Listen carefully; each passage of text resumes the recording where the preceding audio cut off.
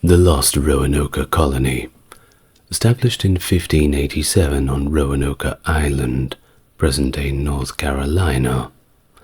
It is one of America's oldest and most intriguing mysteries. This first English attempt at permanent settlement in North America was led by John White, who returned to England for supplies, only to find the colony deserted upon his return in 1590. The only clues left behind was the word Croatoan carved into a post, and CRO on a tree, possibly pointing to Croatoan Island, now Hatteras Island.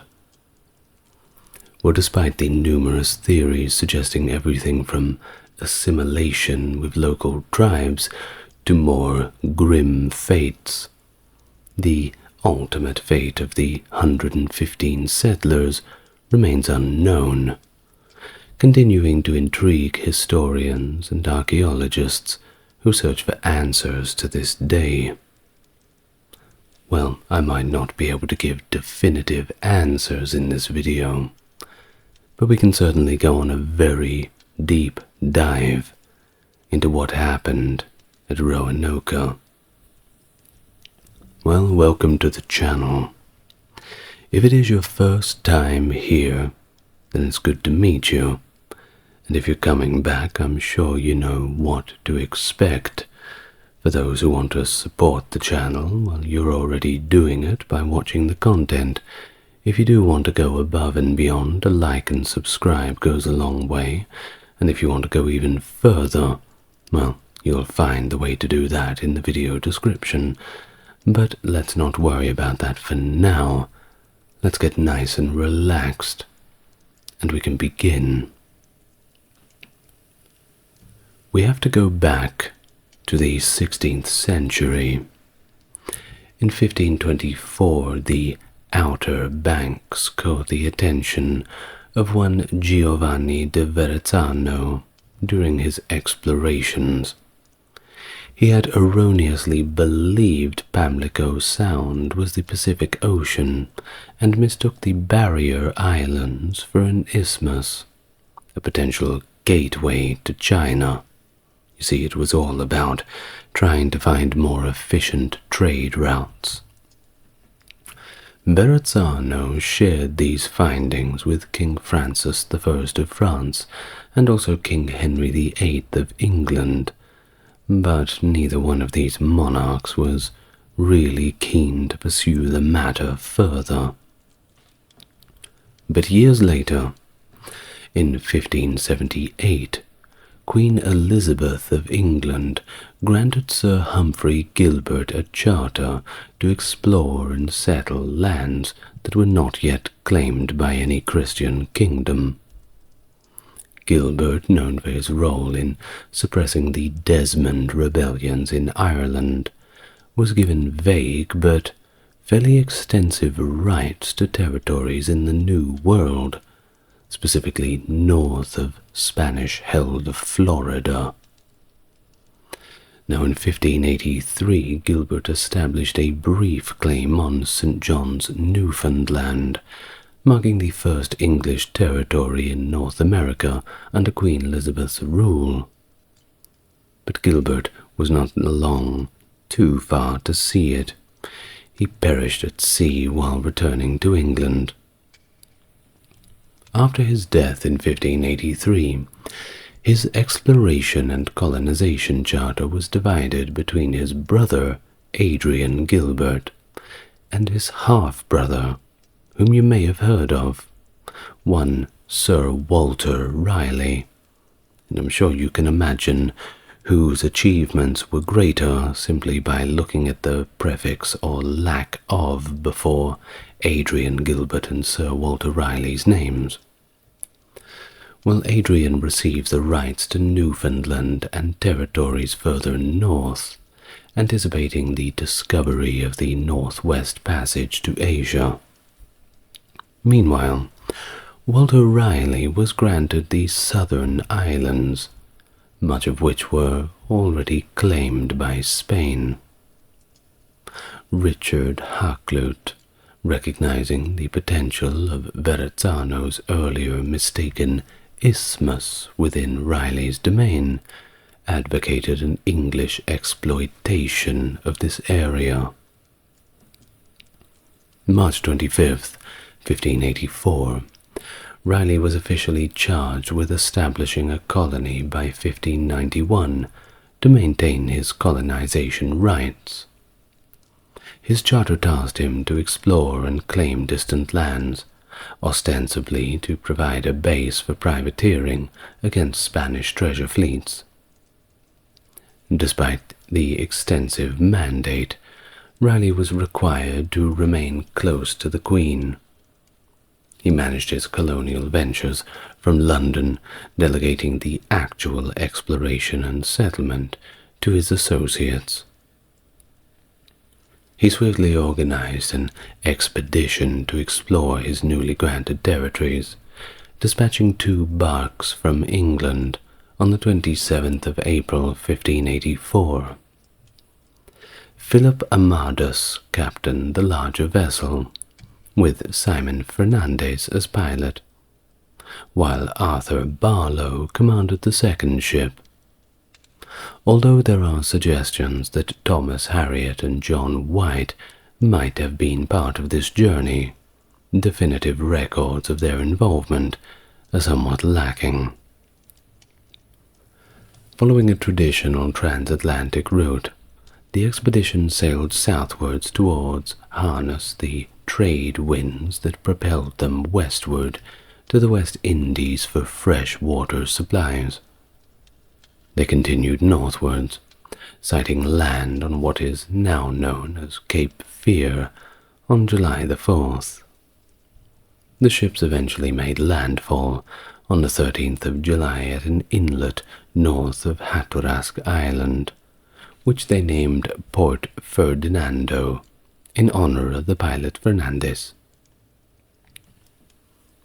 The local Native Americans, particularly the Secotán tribe, who dominated the area around Roanoke Island and the surrounding mainland, at this point were no strangers to European visitors, and thus quickly established contact. The Secotán were represented by Granganimio, acting on behalf of his brother Wingina, the chieftain who was recuperating from injuries sustained in conflict with the neighboring Pamlico tribe. Upon returning to England in the fall of 1584, Amadus and Barlow reported favorably on the local hospitality and the strategic merits of Roanoke. Thus they returned with 2 indigenous individuals, Wanchese from the Secotán and Manteo from the Croatoan, whose mother led Croatoan Island.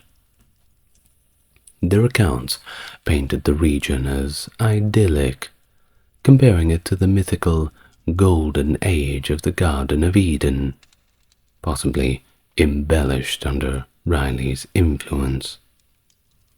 Either way, Queen Elizabeth was delighted. Pleased with the outcomes of this exploratory mission, decided to get the sword out and knight Raleigh in 1585, during a ceremony where she named the explored territory Virginia, and appointed him Knight, Lord, and Governor of Virginia. Quite a promotion.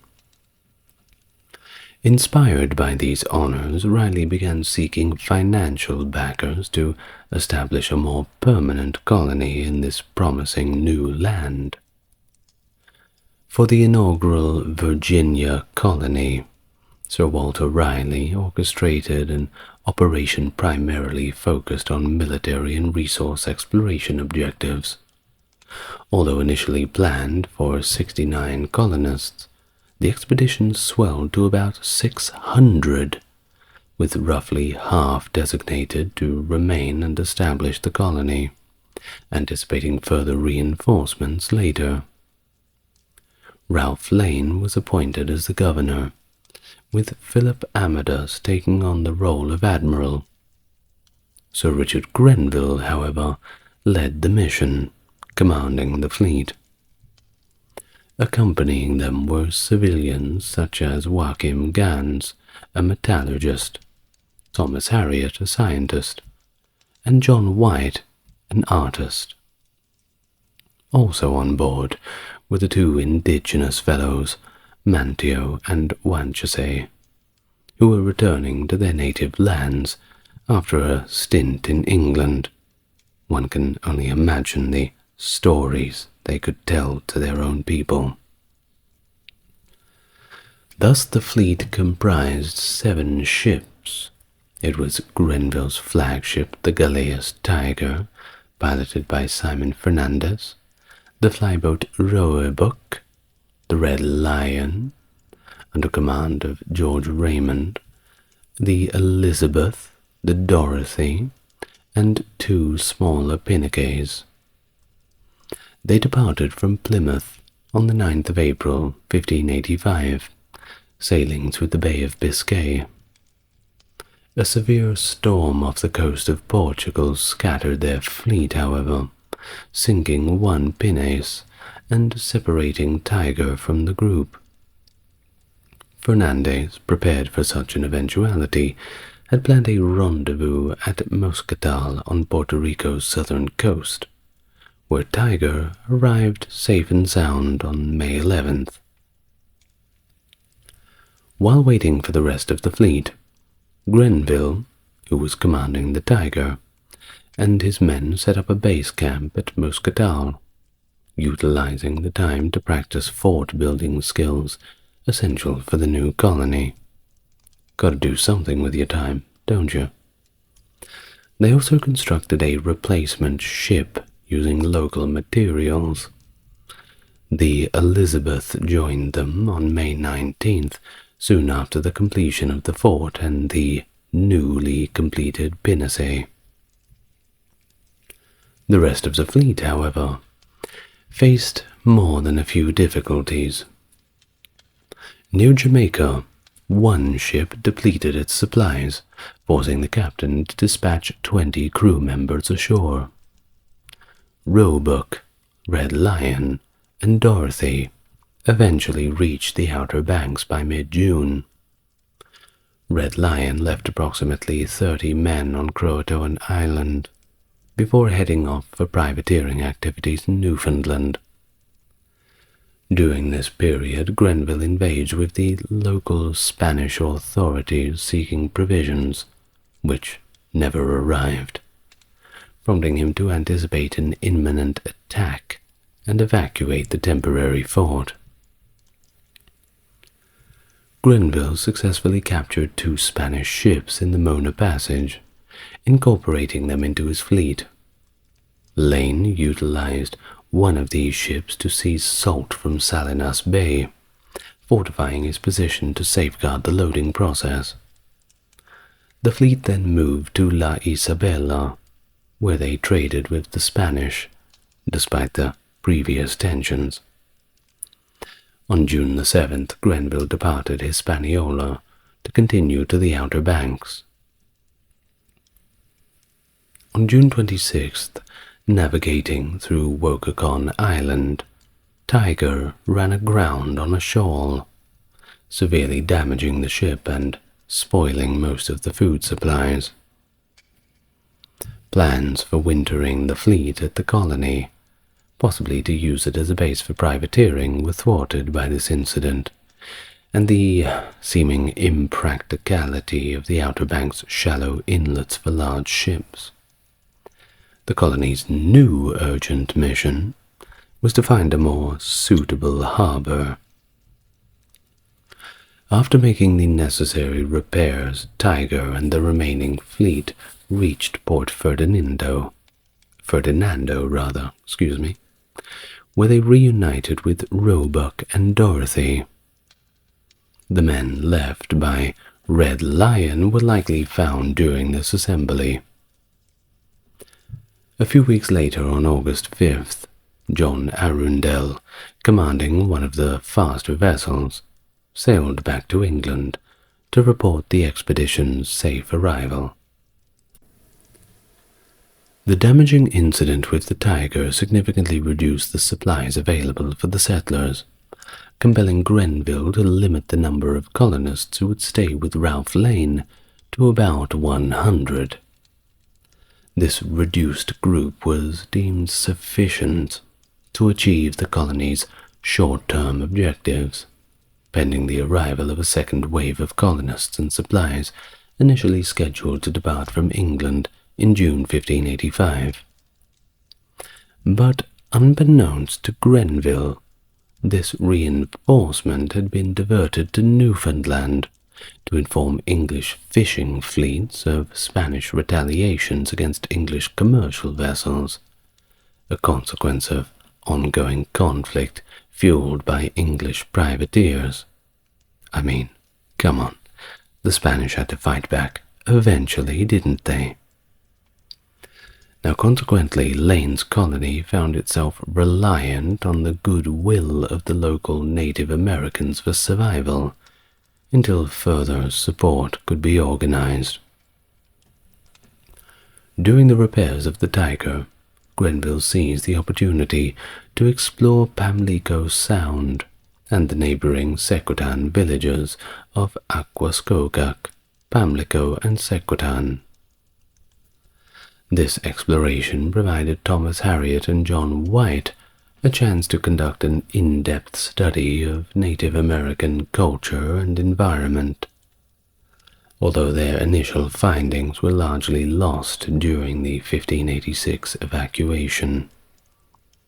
Harriot managed to publish his comprehensive study of Virginia's inhabitants and natural resources in 1588, which included engravings based on White's illustrations in its 1590 edition. Now, a minor incident had escalated when a silver cup went missing. I know, of all things, but it was presumably stolen by the villagers of Asquacogok. In a bid to retrieve the stolen item and maintain authority, Grenville dispatched Amadas with a detachment to demand its return. But the failure to recover the cup led to a drastic response. Amada's men burnt down the entire village and its crops, displacing the villagers as a demonstration of strength. Meanwhile, Manteo facilitated a critical agreement between Grenville, Lane, and the local chieftain Granganiemo, securing land on Roanoke Island for the English settlement.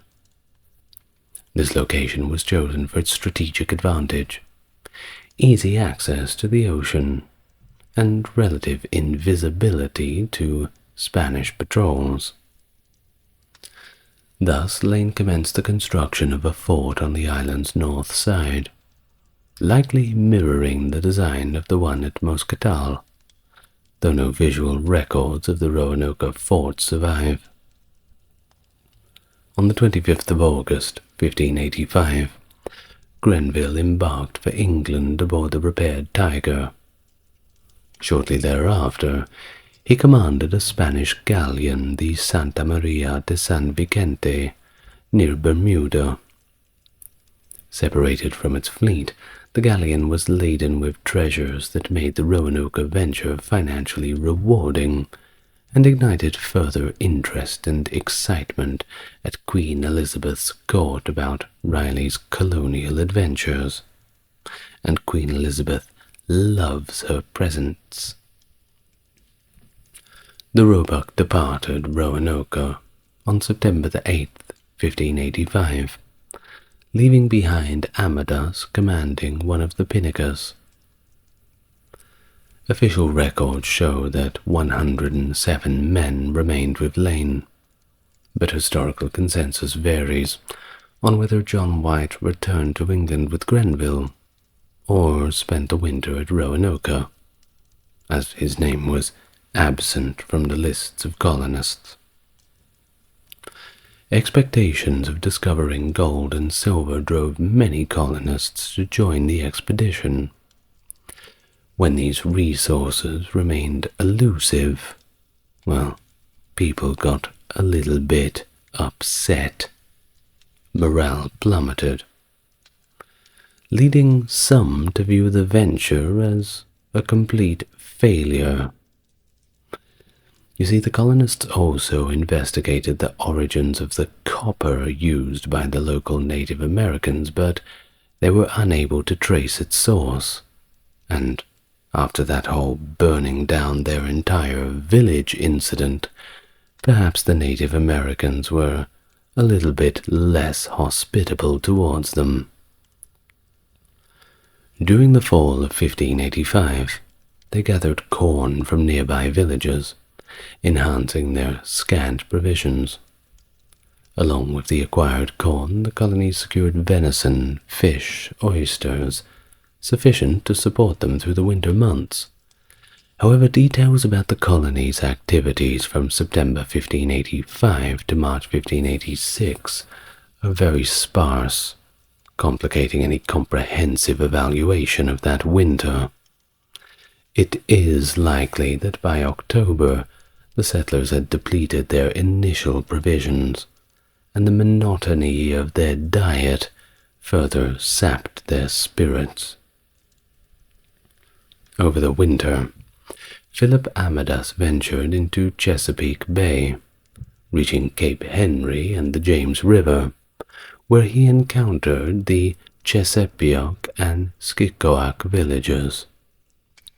The Secretans had portrayed Skikoak as a major city, potentially as affluent as the Inca or Aztec empires. But it wasn't really like that. Not that big cities are great places to be, but it just wasn't to the new visitors' expectations. Instead, Amadas discovered a smaller community, though he noted the region's favorable climate and soil, so credit where it's due. Meanwhile, Thomas Harriot, accompanied by Joachim Gans, surveyed the Virginia territory, engaging with various tribes and cataloging their natural resources. Harriot's findings contributed significantly to the creation of John White's Virginia Pars map.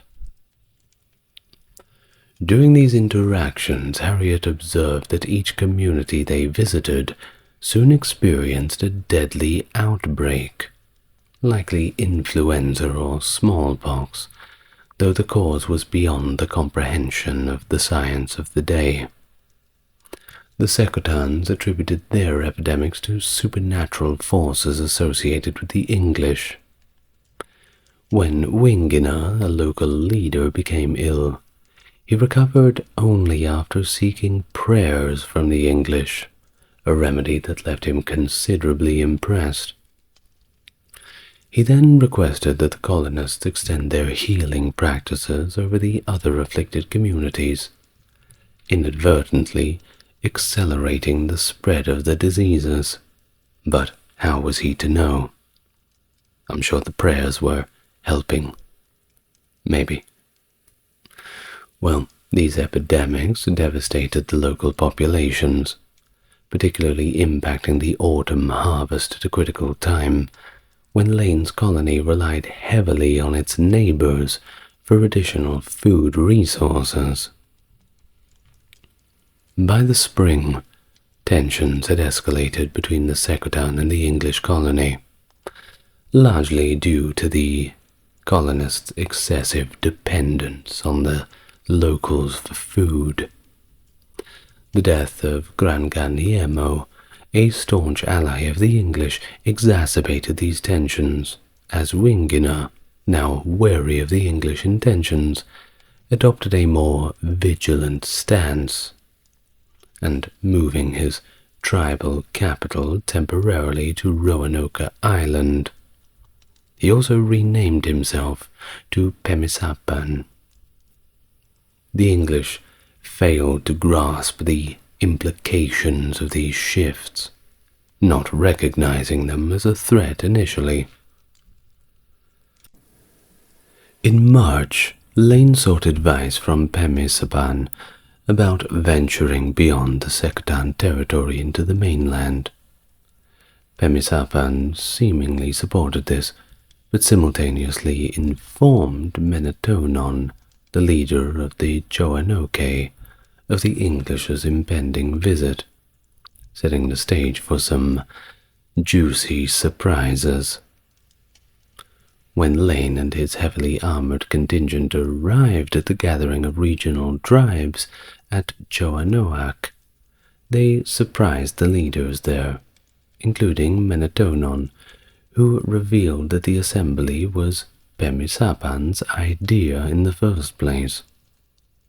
Well, Menetonon quickly earned Lane's trust by revealing potentially lucrative territories yet unexplored by the English, hinting at a wealthy northeastern kingdom and a mythical sea beyond the Roanoke River. Well, this was thought to be the Pacific Ocean, at least. His son Skiko mentioned Chaunis Temoatan, a western land rich in valuable metals, prompting visions of copper or gold. Either way, both of them were pretty useful. Lane planned to split his forces for a strategic move to Chesapeake Bay, but postponed this due to delayed supplies promised by Easter. Meanwhile, he ransomed Menetonon and detained Skiko as a hostage, venturing with 40 men up the Roanoke River. They encountered, however, only deserted villages, and a few ambushes for good measure, as Pemisapan had warned the villagers to hide their provisions, especially the copper.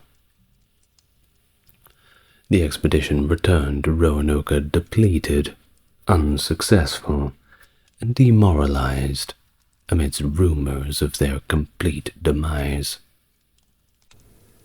Pemisapan had planned to evacuate the Secotan, expecting the colony to collapse without support. However, Lane's unexpected return prompted a reassessment.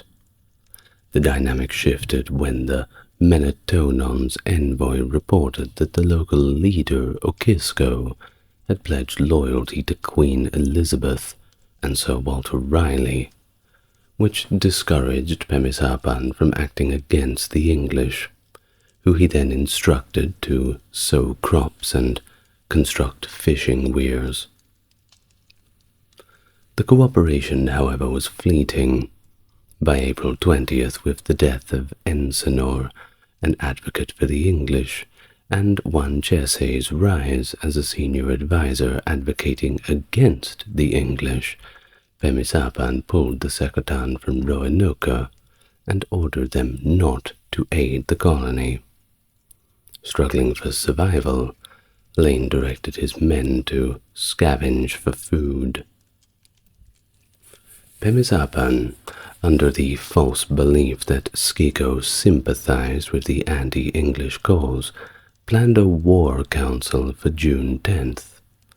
Skiko, however, informed Lane of this, prompting Lane to spread false intelligence about an imminent English reinforcement. Spurred by this, Pemisapan advanced to the meeting to May 31st. Lane used this gathering at Dasa Mongueponke to launch a surprise attack, resulting in Pemisapan's death and the display of his severed head outside the colony's fort as a warning and reminder to others. In June, after enduring this series of misfortunes, the colonists encountered Sir Francis Drake's returning fleet. Drake, fresh from successful raids in Santo Domingo, Cartagena, and St. Augustine, had amassed a collection of refugees, slaves, and military supplies intended for Sir Walter Raleigh's struggling colony. Upon understanding the dire situation faced by the settlers, Drake generously offered them 4 months' worth of provisions and the use of one of his ships, the Francis. Unfortunately, a hurricane struck shortly thereafter, claiming the Francis and sweeping it out to sea. In the aftermath of the storm, Ralph Lane convinced his men that their best option was to simply abandon the settlement. Drake was sympathetic to their plight and agreed to transport them back to England.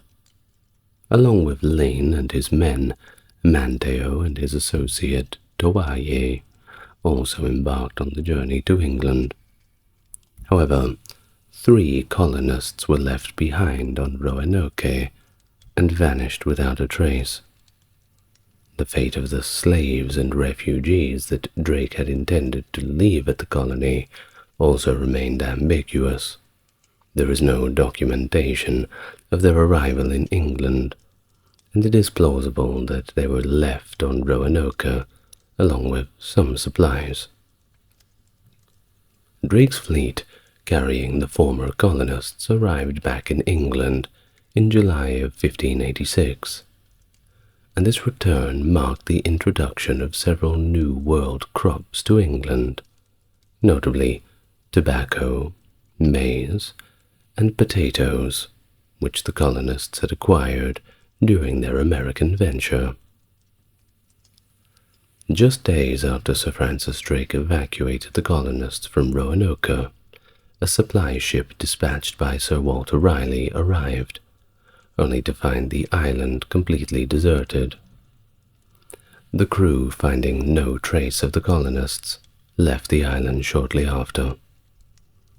2 weeks later, a relief fleet led by Sir Richard Grenville arrived, with substantial reinforcements of 400 men and supplies meant to sustain the colony for a year. Grenville conducted a thorough search for the missing settlers and questioned several native inhabitants.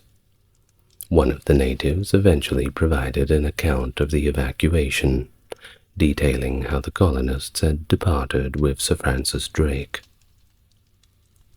After completing the search, Grenville decided to maintain an English presence on Roanoke Island to uphold Raleigh's territorial claim. He left behind a small detachment of 15 men. However, according to accounts from the Croatoan tribe, this group soon faced hostility from a coalition of mainland tribes. Tensions escalated when 5 of the English were away gathering oysters. During this time, 2 Native Americans, appearing unarmed, approached the English encampment under the guise of seeking a peaceful meeting. One of them, however, concealed a wooden sword and used it to fatally attack one of the Englishmen. Subsequently, 28 additional attackers emerged, and although one Englishman managed to escape and alert the rest, the attackers used arrows to set the encampment ablaze, particularly targeting the storehouse containing their food supplies. Caught completely off guard and forced to defend themselves with whatever means were at hand, the English suffered another casualty before the 9 survivors managed to retreat to the shore. They escaped the island on their boat, encountering their 4 companions returning from gathering oysters. Together, the 13 men sailed to Port Ferdinando. Tragically, the survivors were never seen again, and to this day, their fate still remains a mystery. Despite the abandonment of the Lane colony, Walter Raleigh was encouraged to continue his colonial efforts by Richard Hakluyt, Thomas Harriot, and John White. Given the recent hostilities with the Croatoan and the death of Wingina, Roanoke Island was deemed unsafe for resettlement. Hakluyt proposed Chesapeake Bay as a more suitable location for a new settlement, partly due to his belief that it was close to the Pacific Ocean. On the 7th of January, 1587, Raleigh granted a corporate charter for the establishment of the City of Raleigh, with John White appointed as governor, assisted by 12 others. The new colony attracted around 115 settlers, including White's pregnant daughter Eleanor and her husband Ananias Dare. This group of predominantly middle-class Londoners aspired to establish themselves as landed gentry in the New World. Manteo and Toaye, previously part of the Lane colony and evacuated with Drake, also joined this venture. Unlike previous expeditions, this one included women and children, but lacked an organized military force. Thus, the expedition comprised of 3 ships: the Lion under John White's captaincy, with Simon Fernandez as master and pilot, a flyboat commanded by Edward Spicer, and a full-rigged pinnace under Edward Stafford, setting sail on May the 8th, 1587. By July the 22nd, the flagship and pinnace had anchored at Croatoan Island. White intended to consult with the 15 men Grenville had left on Roanoke before proceeding to Chesapeake Bay. However, once aboard the pinnace, an unexpected directive from a gentleman under Fernandez's influence compelled the sailors to deposit the colonists on Roanoke. Upon landing, White's group found Lane's former settlement completely abandoned, with the fort dismantled and the houses engulfed by vegetation. They discovered human bones, believed to be the remains of one of Grenville's men, presumably killed by natives. The colonists, having disembarked following the arrival of the flyboat on July 25th, faced immediate challenges. One colonist, George Howe, was killed by a native while foraging for crabs. Efforts to re-establish relations with the Croatoan were initiated by Stafford and Manteo, who informed them of an attack by a coalition of mainland tribes against Grenville's men. Attempts to renegotiate peace were unsuccessful, and following the isolated killing of Howe, White led a preemptive strike on Dassamonqueponque. The raid, however, misfired, attacking Croatoan looters instead of their intended targets. Manteo helped mend the relations, and for his contributions was actually baptized and titled Lord of Roanoke and Dassamonqueponque. August the 18th. Eleanor Dare gave birth to a daughter named Virginia, the first Christian born in Virginia. Another birth followed shortly, with Marjorie Harvey, though details about her child remain unknown. As the fleet prepared for its return to England, the colonists decided to move 50 miles up Albemarle Sound, due to the precarious situation they found themselves in. They implored Governor White to return to England to seek help.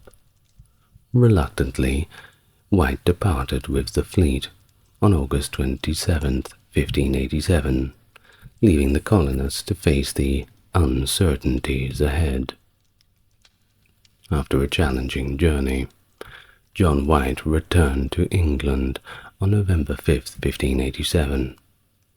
By then, tensions with Spain had somewhat escalated, with reports of the Spanish Armada preparing for an invasion. Queen Elizabeth responded by issuing an edict that prohibited any capable ship from leaving England reserving them for the impending conflict. Thus, over the winter, Sir Richard Grenville was granted a special waiver to lead a fleet to the Caribbean to engage the Spanish. White was allowed to join this expedition on a resupply ship, hoping to reach Roanoke with much-needed supplies. The fleet was scheduled to depart in March 1588, but adverse weather conditions and hurricane-force winds delayed their departure. Eventually, Grenville received orders to remain and defend the homeland. Two smaller vessels in Grenville's fleet, the Brave and the Roe, considered unsuitable for combat, were allocated to White for his journey to Roanoke. The ship set sail on April 22nd, but the journey was compromised by the captain's attempts to secure Spanish ships to increase their profits. And on May 6th, near Morocco, the ships were attacked by French mariners or perhaps pirates. The attack resulted in the deaths of nearly 24 crew members, and the vital supplies destined for Roanoke were plundered, forcing the ships to return to England empty-handed. Well, the defeat of the Spanish Armada in August did not ease maritime restrictions, as England prepared for a counter-armada to strike back at Spain in 1589. It wasn't until 1590 that White finally received authorization for another resupply attempt. Meanwhile, the Spanish Empire had been closely monitoring English activities in North America since Grenville's capture of the Santa Maria de San Vicente in 1585. They suspected the English of establishing a base for piracy, but had failed to pinpoint its location. The Spanish did not realize that Lane's colony had been abandoned, or that White's colony would have been established at the same site, and they even believed, based on rumors alone, that the English had discovered a mountain of diamonds and a path to the Pacific Ocean. While earlier, in 1587, after a failed reconnaissance mission, King Philip II of Spain directed Vicente Gonzalez to explore Chesapeake Bay in 1588 for evidence of any English activity. Gonzalez found nothing in Chesapeake, but he stumbled upon the seemingly deserted Port Ferdinando on the Outer Banks during his return. Leaving without a detailed investigation, the Spanish mistakenly believed they had located the secret English base. Despite this discovery, the aftermath of the Spanish Armada's defeat delayed any immediate Spanish offensive. By 1590, although plans were reportedly made to destroy the Roanoke colony and replace it with a Spanish settlement, these were largely disinformation tactics intended to confuse the English intelligence. In the summer of 1590, John White secured a passage on a privateering expedition organized by John Watts, which targeted Spanish outposts in the Caribbean. The fleet consisted of 6 ships, among which the flagship Hopewell and the Moonlight were tasked with detouring to deliver White to his colony at Roanoke. Concurrently, Walter Raleigh was transitioning the enterprise to new investors, reflecting shifts in the project's backing and focus. Which leads us to August 12th of the same year, 1590, when Hopewell and Moonlight made anchor at Croatoan Island. White did not utilize this opportunity to engage with the Croatoan for insights into the colony's fate. By the evening of August 15th, While still near Croatoan, the crew observed smoke plumes from Roanoke Island, which piqued their curiosity. Further investigation the next morning near Croatoan's southern end turned up no leads. The following days presented significant challenges. On August 17th, after spotting another fire on Roanoke's north end, White's party attempted to approach, but only reached the shore after dark. Opting for caution, they remained on their ships, singing English songs into the night, hoping that the lost colonists might hear them and send them some kind of signal. The next morning, August 18th, coinciding with his granddaughter Virginia Dare's 3rd birthday, happy birthday, Virginia, White and his group finally landed on Roanoke. They found fresh tracks and the cryptic carving CRO on a tree, signaling at least some recent presence. At the colony's location, they discovered a palisade that had been erected with the word Croatoan inscribed on one of the entrance posts. White interpreted these signs as indicators that the colonists had moved to Croatoan Island, recalling the pre-arranged code system from 1587 that included such messages to signify their whereabouts without distress. Inside the palisade, the search revealed dismantled houses and personal belongings missing, indicating a hurried and panicked departure. Several of White's own trunks had been unearthed and looted.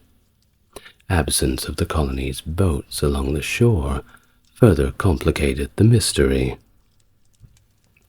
Returning to the Hopewell that evening, the crew planned a visit to Croatoan the next day. However, a snapped anchor cable compromised the ship's mobility, curtailing further search efforts. Thus the mission was abandoned as Moonlight departed for England.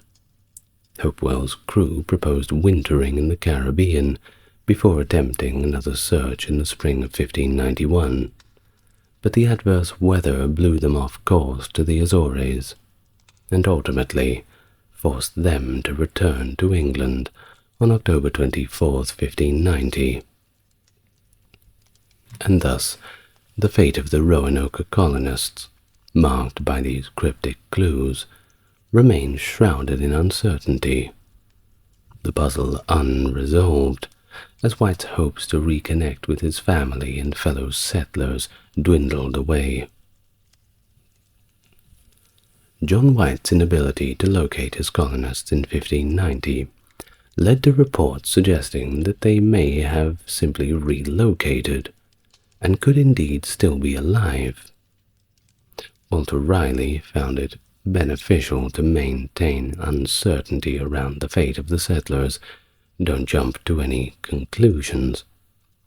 As long as their deaths were not confirmed, he could legally retain his claim over Virginia. In 1594, a petition was filed to declare Ananias Dare legally dead, so his son John Dare could inherit his estate, and this was granted a few years later in 1597. Walter Raleigh's 1585 transatlantic voyage was publicly framed as a search for the lost colonists, though he later confessed it was simply a cover for his quest for El Dorado, that city of famed gold and riches. He did sail past the Outer Banks on his return, though he cited adverse weather for a reason for not landing. But in 1602, the rising value of sassafras prompted Raleigh to fund another mission to the Outer Banks, officially to continue to search for the colonists. Led by Samuel Mace, this expedition was different. You see, Raleigh purchased a ship and secured the crew's wages, to avoid distractions from privateering. However, the expedition prioritized harvesting sassafras south of Croatoan Island, and adverse weather thwarted their efforts near Hatteras. Raleigh's involvement in the main plot against King James in 1603, however, ended his Virginia career. Well, in 1603, Bartholomew Gilbert led an expedition aimed at locating the Roanoke colonists, intending to reach Chesapeake Bay. Once again, that infamous bad weather diverted them to an undetermined location, and the landing party, including Gilbert, was promptly killed by the Native Americans. The crew that was left returned to England without any further leads. One can only imagine having to watch as that small landing party got slaughtered on the beach. Well, you would have been one of the lucky ones who stayed on the main boat. Following the establishment of Jamestown in 1607, Captain John Smith was informed by the Powhatan leaders about Europeans living among the tribes at Okanahonan and Annone. Smith also learned of a Panawick and Pakrakanik, places where Europeans were said to reside. A map produced during this time, later known as the Zuniga map, labeled these areas but was lost until its rediscovery in 1890. Plans by Smith to explore these regions were halted due to local disputes. Well, in 1608, Smith had sent a letter along with the map back to England, describing potential locations of Europeans. He dispatched search parties to investigate, referring to them as Raleigh's Lost Company. But once again, they found no trace of the colonists. By 1609, rumors had reached the Royal Council for Virginia that the Roanoke colonists had been killed by Powhatan. This was around the time that Manchumps, Powhatan's brother-in-law, visited England. Based on these accounts, the council drafted relocation orders for Jamestown to move near the Chowan River, citing proximity to copper mines and the alleged location of 4 Roanoke colonists held by a local chieftain. However, the wreck of the sea venture delayed the new governor's arrival, and subsequent hardships at Jamestown likely prevented any relocation efforts. William Strachey, who arrived in Jamestown in May 1610, along with Thomas Gates and Machumps, returned to England by 1612. There, he composed the History of Travail into Virginia Britannia, which detailed the Virginia Territory. In his work, Strachey provided accounts consistent with John Smith's earlier map and directives given to Gates by the Virginia Council. Strachey also shared new details about what he termed the slaughter at Roanoke. He claimed that the lost colonists had lived for 20 years in peace with a tribe outside of Powhatan's domain. According to Strachey, an unprovoked attack orchestrated by one Wahun Senecor, upon his priest's advice, occurred shortly before the Jamestown settlers had arrived. He narrated that 7 English survivors, 4 men, 2 boys, and 1 woman, escaped the massacre and fled north to the Chowan River, finding refuge with a chieftain named Eanoko, where they worked in copper beating at Ritanoe. Now, Strachey did not specifically name the tribe that had initially hosted the Roanoke colonists, However, he did describe an attack against the Chesapeakeans, suggesting that the Powhatan priests had warned of a rising nation from Chesapeake Bay that would threaten Wahun Seneca's power. It was inferred that the Roanoke colonists had moved to Chesapeake and that both groups were victims of the same massacre. Strachey harshly criticized the Powhatan religion, labeling it as satanic, and proposing that the priests were literally in communion with Satan. He advocated for the conversion of the Powhatan to Christianity. That ought to fix the problem, proposing that King James would show mercy for the massacre, yet seek retribution specifically against the priests. Despite his recommendations, the History of Travail was not published by the London Company and remained an obscure work until 1849, and there was no recorded action against Wahun Seneca or his priests based on these accusations. The 1622 attack by the Powhatan on Jamestown marked a turning point in English perceptions of Native Americans. Subsequent English writings increasingly dehumanized the native population, supported by London Company propaganda justifying severe retaliation as necessary for the security of colonial investments. Thus, in 1625, Samuel Purchas penned Virginia's Verger, which argued for England's right to possess and exploit North America, asserting that the native populations had forfeited their land rights through their acts of violence. He referenced the 1586 ambush at Grenville's garrison, a supposed attack on white colonists, and of course the more recent memory of the 1622 massacre at Jamestown, although his claims lacked substantiated evidence. Purchas' narrative suggested that Powhatan had confessed to Captain Smith about being involved in the massacre of the Roanoke colonists, a claim unsupported by Smith's own writings and dismissed by historians as likely fabrication or simply intimidation.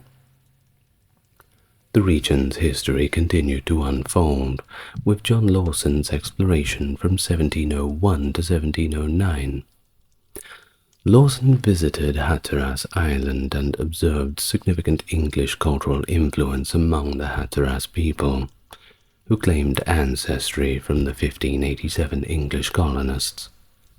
Lawson's findings on Roanoke Island included remnants of a fort and English artifacts, such as coins and artifacts, and firearms rather, lending some credence to local legends of assimilation between the colonists and Native Americans. Well, that may have happened, but there's a few theories. And before we finish up the video, I know we're an hour in, but you know me, I just can't stop talking. We're going to go through a few of the theories.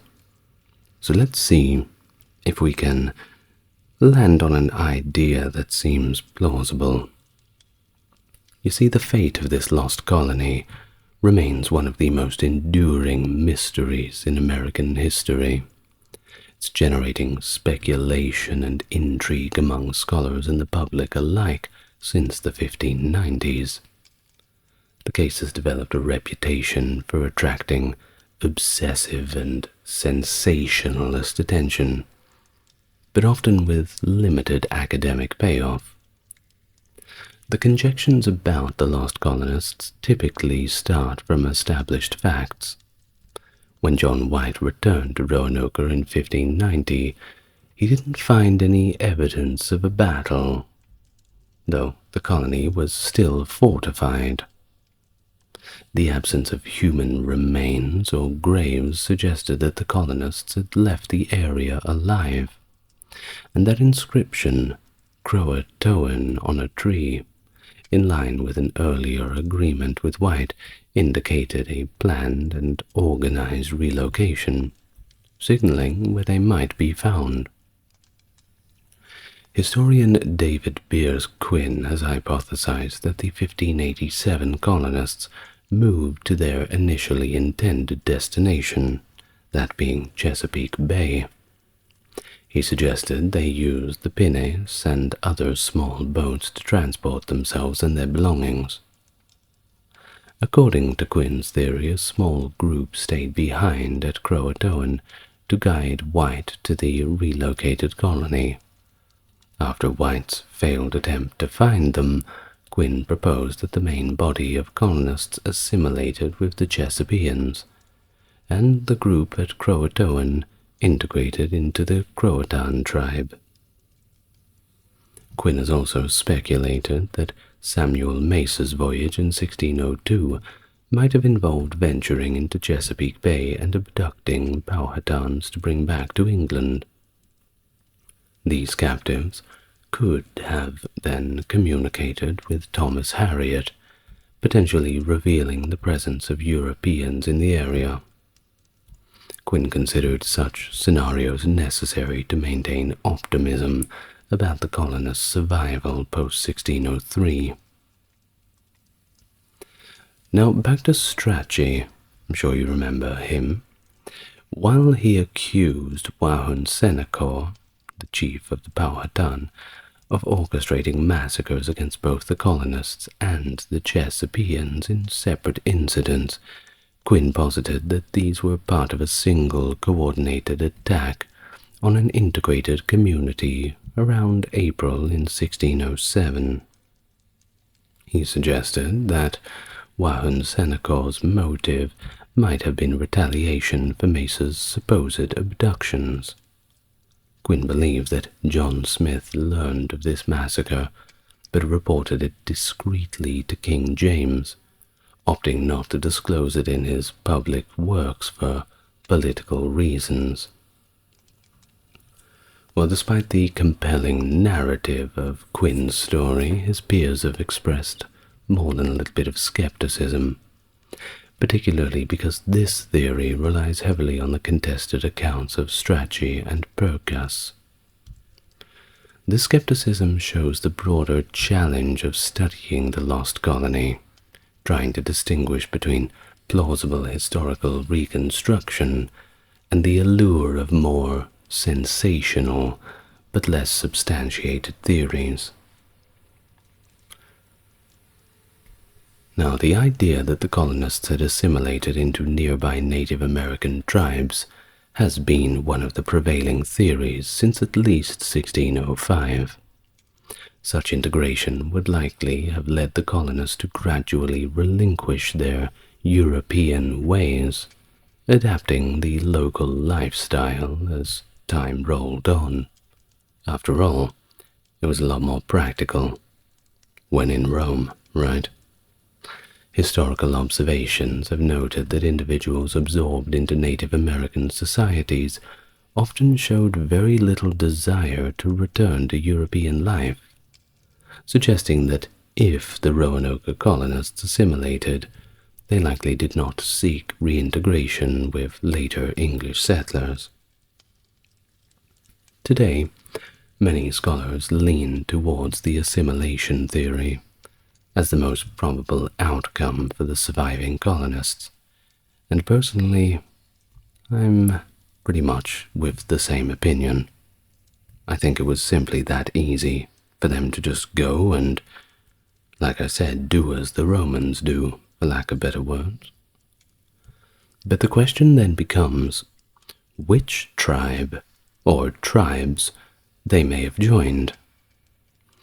It is generally accepted that the Croatoan, ancestors of the 18th century Hatteras people, were involved, though the evidence is largely circumstantial. The modern-day Hatteras tribe acknowledges a heritage that includes both Croatoan and Lost Colony ancestors. Now, in the late 19th century, Hamilton Macmillan argued that the community in Robson County, which had previously been recognized as free people of color, showed linguistic and familial links to the 1587 colonists. Its advocacy led to the community being officially recognized as the Croatoan in 1885, a name that was later changed to Lumbee in 1956. Other tribes, including the Catawba and the Coree, have also been suggested as possible groups into which the Roanoke colonists could have assimilated to. Now, historians such as A.C. Ashe speculated that colonists moved westward to the banks of the Chowan River in Berthier County, while others suggest that after an attack, survivors dispersed south to the Pamlico and Neuse rivers. Alternate theories propose that the colonists simply tried to return to England on their own. They might have used the ships left by the 1587 expedition, potentially constructing additional vessels. This theory suggests that the colonists attempted a direct voyage to avoid Spanish threats in the Caribbean, or simply headed north to meet English fishing fleets. However, such a voyage would have of course been perilous, and beyond their small vessel's capacity to transport all the colonists, necessitating the construction of another seaworthy vessel. Some anthropologists have proposed kind of a conspiracy theory that involves Sir Francis Walsingham, Simon Fernandez, Edward Stafford, and a few others, aimed at deliberately marooning the 1587 colonists at Roanoke. According to anthropologist Lee Miller, this plot was designed to undermine Sir Walter Raleigh, whose endeavors supposedly conflicted with Walsingham's covert operations intended to establish England as a Protestant world power, counteracting Catholic nations like Spain. Miller argued that this conspiracy prevented Raleigh and John White from launching a timely relief mission until after Walsingham's death in 1590. Additionally, Miller suggested that the colonists might have been religious separatists seeking freedom from persecution in England, which Raleigh somehow sympathized with, whereas Walsingham saw them as a threat to be neutralized.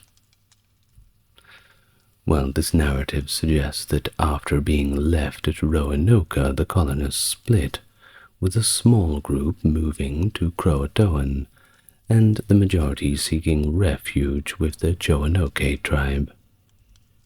This interaction would have led to the spread of European diseases, devastating the Roanoke and destabilizing the regional power dynamic. Subsequently, the weakened Roanoke were purportedly attacked and enslaved by the Mandoag, identified by Miller as the Eno, who then traded the surviving colonists as slaves across the region. However, this theory faces more than a little criticism, particularly due to Walsingham's financial backing of Raleigh's ventures and Fernandez's role in returning White to England rather than abandoning him, which would seem more than a little counterintuitive if a conspiracy were indeed in place. But there's one more. Playwright Paul Green, while researching for a 1937 stage play, discovered Spanish records filled with references to Raleigh and his colonial efforts. Historical records indicate that the Spanish Empire was aware of and actively searching for this English attempt to establish a new base in Virginia in 1587, and that underlies the perpetual threat that the Spanish posed towards English colonial endeavors. The Spanish continued searching for the colony well into 1600, unaware of its fate, which does suggest that despite their efforts, the colony's end remains just a mystery. But what do you think happened? Well, as I said, personally, I think they split up and integrated with the locals. But I could be, and indeed probably am, wrong. It's just conjecture. Either way, we reach the end of our somewhat of a deep dive into the Lost Colony. I'd like to thank my patrons, Britt, Charles, Stark Factory, JC, Jeffrey, Wendy, Tim, and James. Thank you very much, James, for joining and supporting the channel. If you would like to do so, then take a look in the video description. But for now, I will wish you good night and good health. See you in the next video, everyone.